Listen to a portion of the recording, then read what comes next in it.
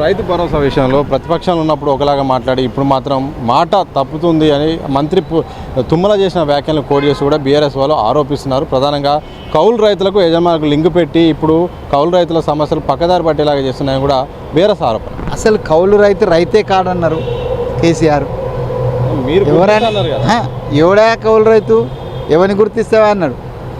ఇంకో మాట చెప్పాను నేను, మేము ఏది మన నిరుద్యోగ భృతి ఎవడా నిరుద్యోగి